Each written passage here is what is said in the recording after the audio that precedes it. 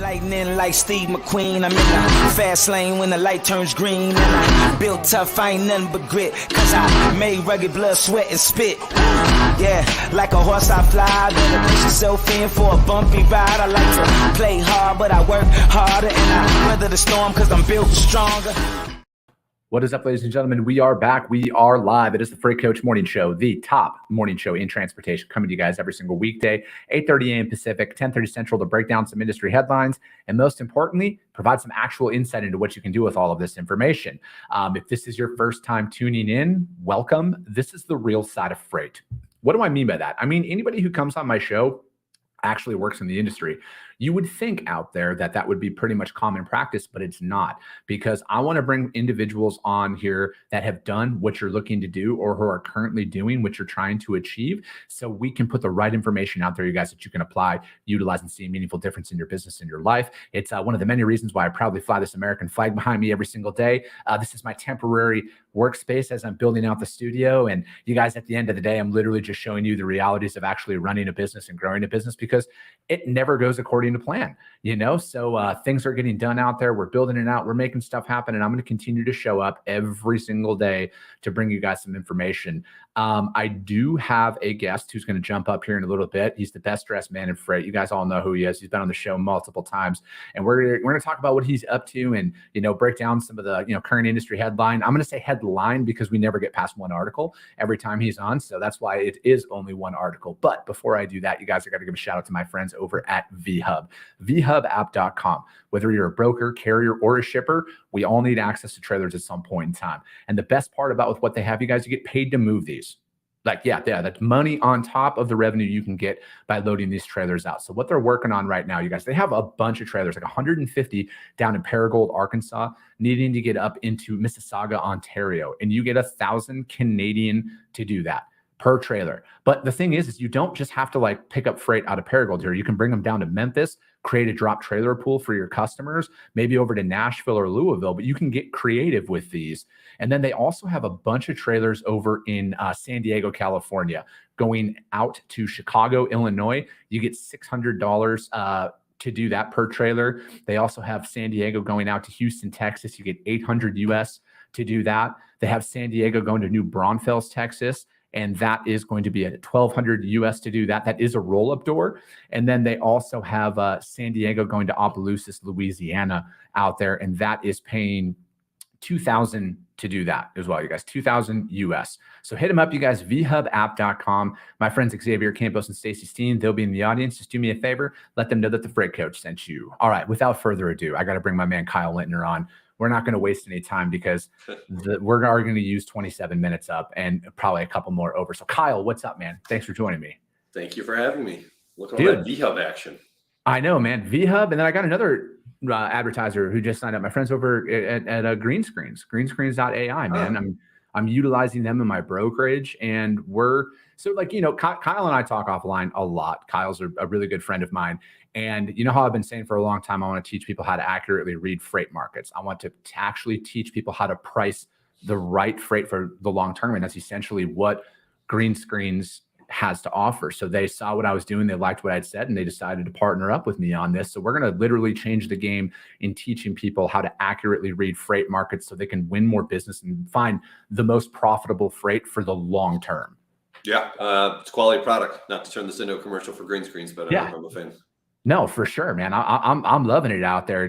Comments are blowing up as always. Tracy St. Clair and Whitney Young and David Nelson are all watching it over on YouTube. You guys, thank you for tuning in. David, I owe you a reply on the DM. I apologize. I've been a little backed up here the last couple of days here. Louis, what's up, my man? Tono Lippy, good morning. Jason Seguin, thanks for tuning in, man. He says, let's get on the phone and do those dreaded phone calls, man. That's an ATM.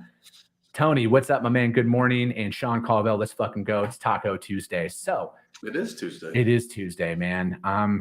Yeah, dude, I don't know about you, but I like lose what day of the week it is 80% of the time. Yep. I look at my phone and my calendar, and that's the only reason I know what day of the week it is. So yeah, I kind of thought today was Wednesday until Taco Tuesday. So thank you very much for that. So you got some big news dropping yesterday, Kyle. What are we releasing here? And like, what's the why behind this? Maybe the why is the best way to introduce that. And there's there's a lot of companies out there that are having a hard time with things, and I don't think that they have to. So my idea with what it was is I'm putting out some pretty simple, quick, easy fixes for carriers that can improve their profitability and remove some of these dangers that they face as far as honestly staying in business for the rest of the year. And the little twist that I added onto it, just to convince people that I do actually know what I'm talking about, is if the changes that I ask you to implement don't work and you're not profitable within 1 month, then it doesn't cost you anything. So pretty simply, all I'm talking about is coming in and bringing some pretty standard standardizations to your company to make sure that as a carrier you are running with a profit margin. I think carriers often have a hard time coming up with a concrete number for what their expenses are, and I like to do things differently than the most in this industry. A lot of people like to focus on the revenue side of things and try and work its way down and make the revenue fit into the organization. I like to do it from the other side of things, and let's figure out what it actually costs us to run our company, and then we can go out and find things that fit into our expense side of things from a revenue standpoint. Once I know what it costs to run my business, I know what I need to keep the lights on. Immediately that produces the profitability, and then we can start to work on lowering that expense number. But first, if you don't know what it costs to pay the bills every month, how are you going to be profitable? And the problem is a lot of this, why I chose to do this now, a lot of these companies, for better, for worse, it honestly, it isn't their fault, but they joined this industry at a time when a lot of this didn't matter. Last few years, you didn't have to be the most efficient or best run company out there to make money. You know, rates were exorbitant. All you had to do was have a truck. A lot of these companies either started in the last few years, or they really grew the size of their fleet. And now they're having a hard time making sure that everything remains profitable. And there is a human element to this, and that's really why I took an extra interest in it. And that's that these employees of these companies, particularly the drivers, you know, they're the ones that are going to get shafted on this. They're the ones that are going to get stuck in the middle of nowhere trying to figure out how to get home. And they're going to get another job. You know, people often think that those drivers in those trucks, when companies shut down, they leave, and that's not the case. They end up somewhere else, but that's a hard 1 or 2 months before that actually happens, and it doesn't need to happen. All those trucks do is end up in another company that's actually better run.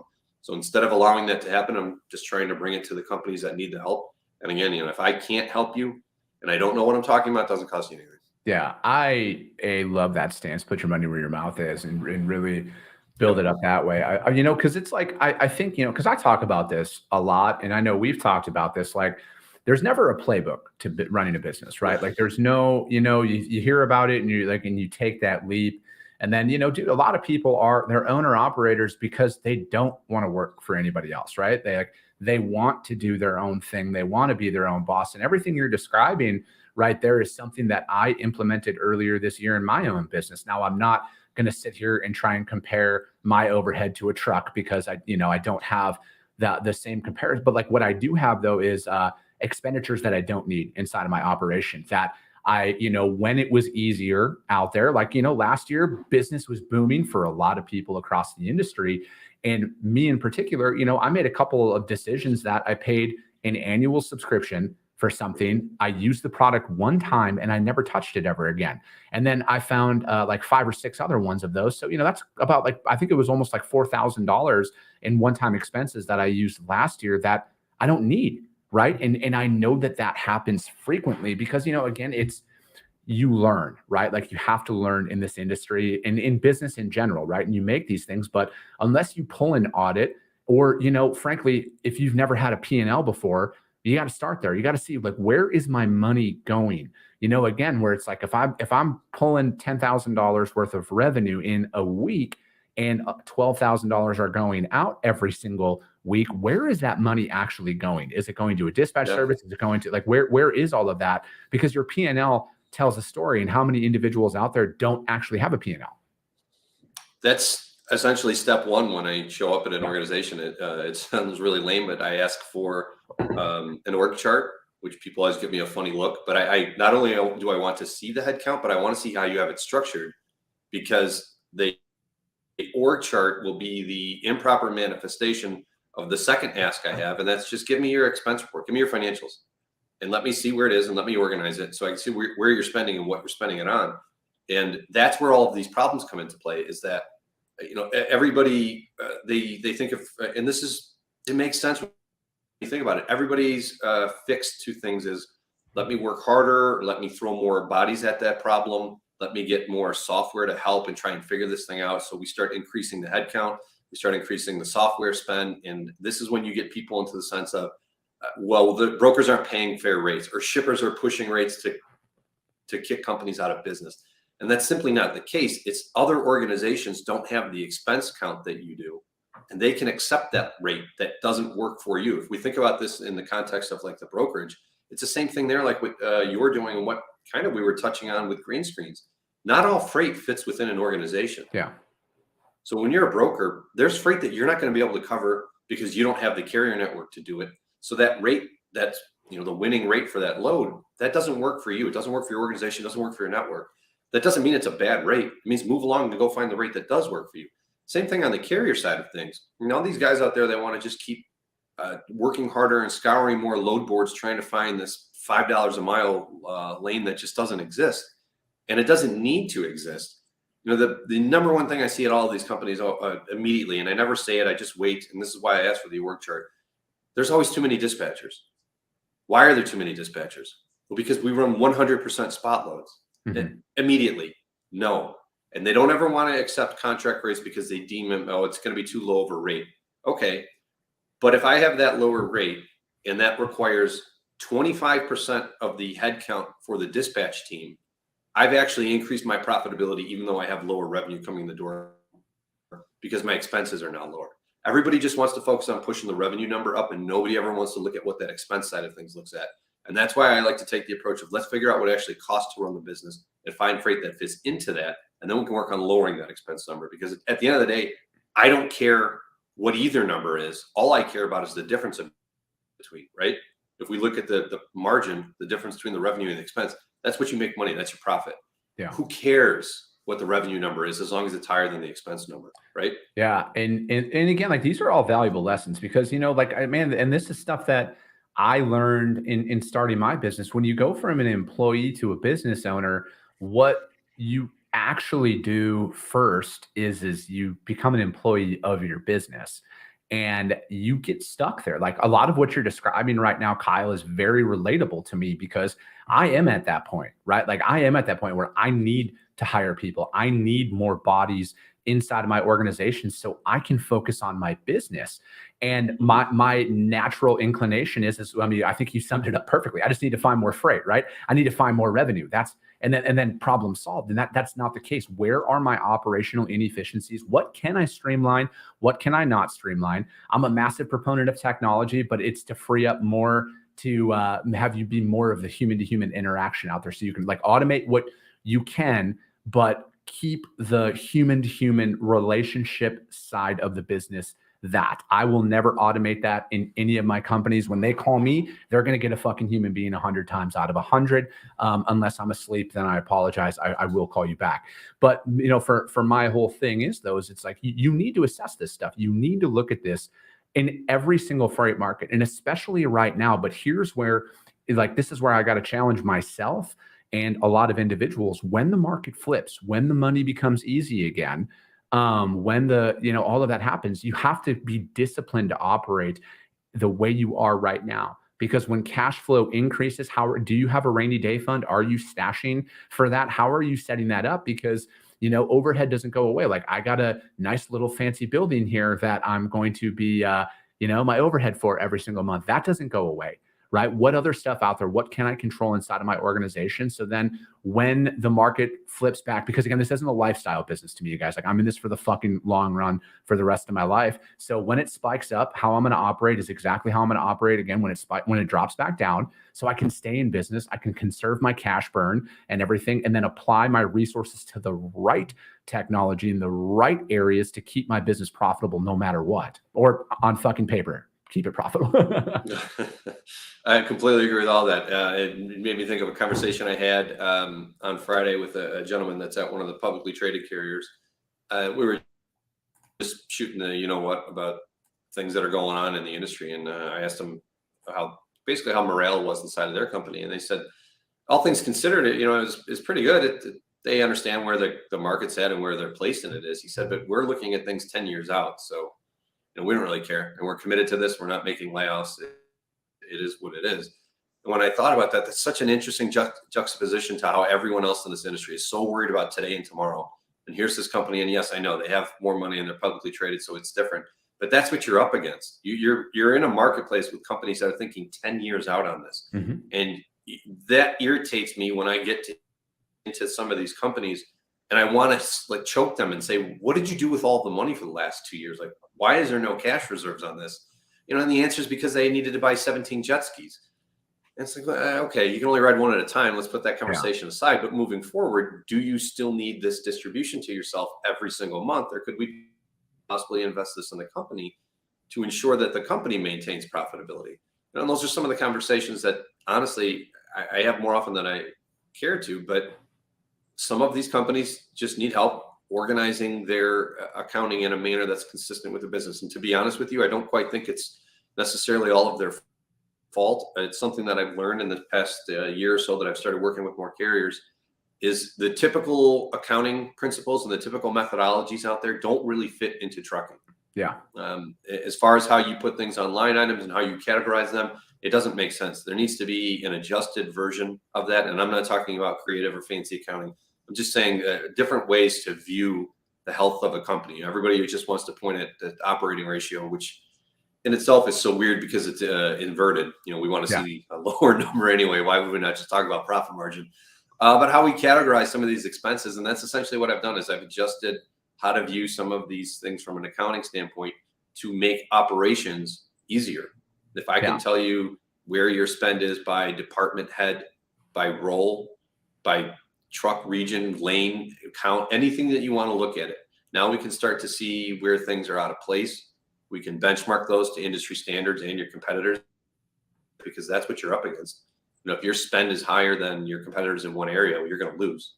Yeah. And once we have these ideas and these facts and these figures in a manner that is consistent with some basic business procedures, after that, it's actually really easy, right? You pick something up in point A and you drop it off point B. Yeah. So this is a perfect. It's not more difficult than that. Yeah, right? for sure. And this is a perfect transition into the one article that I wanted to bring up. And this is why I only choose one. We don't even like Kyle and I could go for fucking more minutes and not even need an article. But, FreightWaves put their article out last week about, the trucking bloodbath snares fleets large and small, that fleets dipped by 9,000 in the first 3 months of 2023 out there.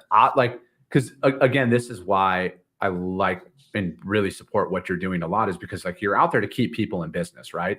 You're out there to look at this. And, because if we're looking at, because they bring up outbound tender rejections, they look at, you hear from here about the large carriers out there talking about a freight recession. And I'm not here to sit here and point fingers in any other direction outside of what can we do with the information inside of this article that keeps the owner operators and the small fleets in business out here. And that's one thing that I think is always, lacking is it's there's a lot of top level information, but how does that apply to the person who's building their business and coming up?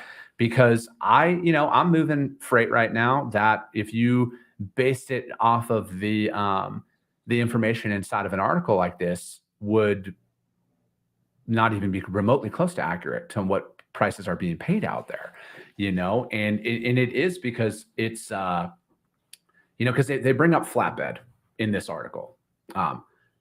It's not nearly as bad as what they've done or talked about in this article. How do I know that? Because I fucking only do open deck and heavy haul. The rates that they're talking about out there are above what is reported in this article. And that's across the industry. You go to other data sources that are out there, they all tell the same story. So again, it's this is why I challenge people every single time. Don't just take one article or one headline and take that to the bank in either direction. You need to research multiple data points that are out there because there is, how many people will scroll past this top sentence that says $875 billion trucking industry is struggling? Can you actually fucking put into context how large $875 billion is? I can. It's $870 billion. Yeah, exactly. Which is pretty large. Yeah. And that's the thing, man. And we're talking about tens of thousands of daily shipments moving across multiple modes of transportation every single time. Now, are there areas that are worse off than others? Yes. I've been doing this job for a couple of days, but that's not everywhere. Right. And then frankly, and that's the thing is it's like, I hate the one size fits all approach that's out here, because what, to your points out there, some of these large publicly traded companies are looking at it from a 10-year scope, not a 10-day scope or a 10-month scope, right? Like they're already in fucking the 2030s at this point. They're worrying about legislation that's being passed on Capitol Hill about EV, because they know if that actually gets passed down, they're going to be fucking affected by that. So, so it's like to sit here and take some people's opinions on this when, to your point, are like, it doesn't even, like, they couldn't tell you what a rate was if their life depended on it, because that's not their job, right? Like they're so far removed from that shit. Yeah. Two things that stand out to me is I think often people will come up with an idea and they'll find information or data to support that idea, instead of just looking at the information and the data and letting that tell you what the story is. Above that, this, like you said, it's an $870 billion industry. And we spent all of this time talking about how many different areas there are of problems or lack of connectivity, and this system doesn't talk to the other, and my freight's different than your freight. Like, we all agree that it is not one size fits all. But then we just want to paint this huge, broad, sweeping brush of, no, but this is how the market is for everyone. Yeah. And that's part of the reason why I'm happy that I finally at least figured out a way to do this. One of the reasons that I've never had services offered like this to the types of customers I've had is it's labor intensive. And I just mean, I can't spread myself everywhere. So everything I tried to do was top down, but that doesn't really work. You do have to get in the trenches. So I've been trying to figure out a way that I could at least touch, get myself around to as many companies as possible, because everybody's stuff is different. But at the end of the day, dollars and cents are the same for everybody. So what is the way that we can mix all of that together in a format that does work for everyone, but that is customizable? And the reason that I say that is because you look at articles like that and it does paint this broad brush, but it's not, because what's not directly stated in that, what's hidden in those numbers, is the fact that most of these companies that are out there by number, they are small organizations. Those companies cannot walk into Walmart. They cannot walk into Procter & Gamble. They don't get to run their freight unless it comes through a broker. So everything that we see contractually out there is going to stay there as far as tender rejections are concerned and contract rates for spot rates, because all of those new authorities that have showed up in the past 3 years are small operations. The percentage of the marketplace that is less than 2 trucks has grown since COVID, not decreased. Mm-hmm. Those trucks have to run freight through a broker. So enough of this, brokers are trying to kill us and they're trying to put us out of business. No, they are the conduit that walks you into Walmart. You can't run their freight unless you go through a broker. So you're going to have to figure out how to work with them. But on the other side of these things, those organizations that are running the contract freight, they're not hurting. They're not complaining. Mm-hmm. The spread between spot and contract, which as a broker is your margin, because you're receiving contract from the shipper and you're paying spot rate to the carrier. It's the widest margin it's ever been. And it's been this way for over a year. Yeah. As long as you have contract freight, you're doing fine. And that's carrier, broker, small carrier, right? Like I was saying earlier, the way to do this stuff as any kind of carrier is to do it on a consistent, dedicated basis, which is contract freight. Anyone that wants to try and run spot, I don't care who you are, carrier or broker, you're not going to make any money and you're going to go out of business. Yeah. And that's, when they speak and they write those articles that say this is a bloodbath and this, that, the other, that's the people that they're talking about. So don't be one of those people. Yeah. And, and that's the thing is it's like, I always try and do, I got to give credit where credit is due, no matter what. And there is valid information inside of this article. Yeah. There really is. It talks about, because I want people to look at from an overall standpoint, like these large fleets, for example, how are they operating in today's market, right? And that, you can model that and break that down to your size fleet. If you have 5 trucks out there, you can model it down and play to that. And to Kyle's point, if you're going to make it in business in any market, you have to look at your revenue. You have to look at your costs, expenses, whatever you want to fucking call it. And you have to see, how do I make actual money? Because again, throwing revenue, because like right now, for example, there might be a ludicrous load out there that pays $5 a mile, but where does it actually put you?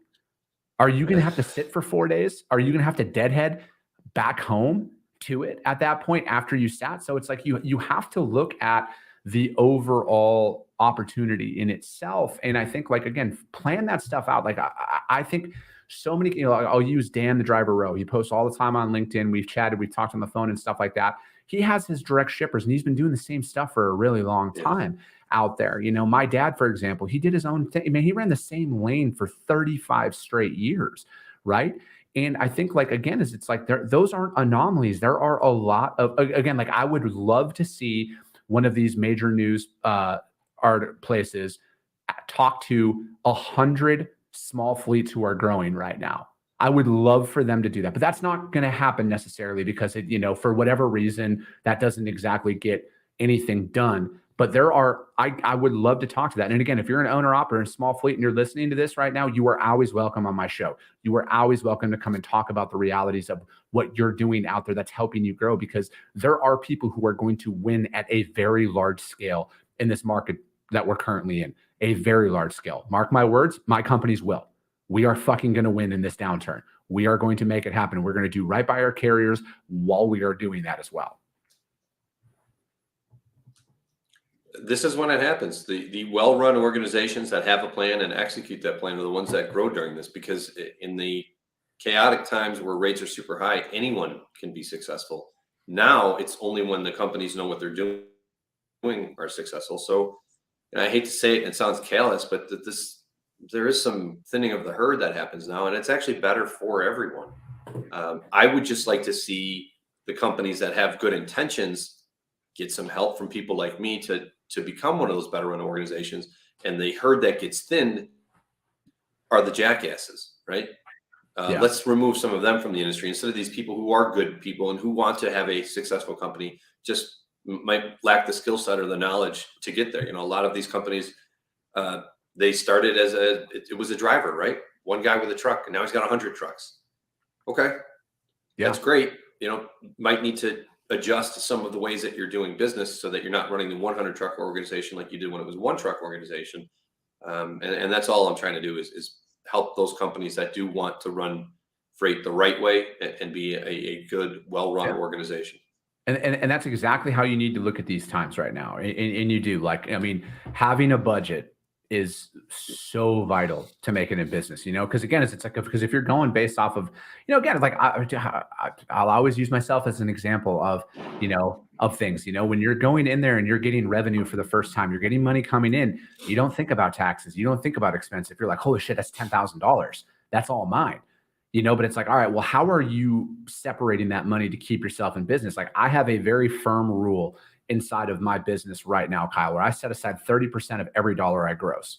30% goes into an oh shit account, right? And I set that aside for taxes. I set that aside for fucking everything. So in the event something happens, or if my revenue dips for whatever reason, I have cash reserves on hand to ensure that I can stay in business. Because, you know, again, your creditor, your receivables and payable, like nobody gives a shit that you didn't look at it that way. You know, so I just want people to actually understand, like, getting out there. And if you're in this position, you know, talk to a guy like Kyle, or, you know what, if you don't have a CPA or if you don't have a bookkeeper, talk to somebody right now and put together anything you can to weather this storm, because like this is going to happen again. Right. And I don't want anybody to lose sight of that. This is going to happen. Right? Like the market's going to recover, then it's going to drop, then it's going to recover, then it's going to drop. And do you want to sit here and go through this exact same situation day in and day out, year in and year out, no matter what? Kyle, I'm a professional. I kept going here. But, you know, at the end of the day, man, it was just like, you got to take this time to reassess your operations and look at it from a perspective of, how am I prepared for the next one? Because this is going to happen again. I totally agree. And being prepared for it right now is the only way to move forward. That's it, man. Well, Dave, that was a quick 30 as always. How can anybody reach out to you to find out more about what you're doing here? Well, I'm trying to move away from LinkedIn. So if you want, you can go check out my website. It's my first and last name, kylelinder.com. There's information for everyone on Why are you trying to get away from so? I'm kidding. But there. that's going to be it for today, you guys. As always, thank you guys so much. If you saw value in this, share the show, subscribe, share it, rank it, YouTube, iTunes, Spotify, all of that, you guys, because at the end of the day, this is how we are the top transportation podcast, is because of each and every one of you. Because if you guys see value in it, your network's going to see value in it as well. I appreciate you guys. I love you guys, and we'll be talking to you soon. Maybe Bye. now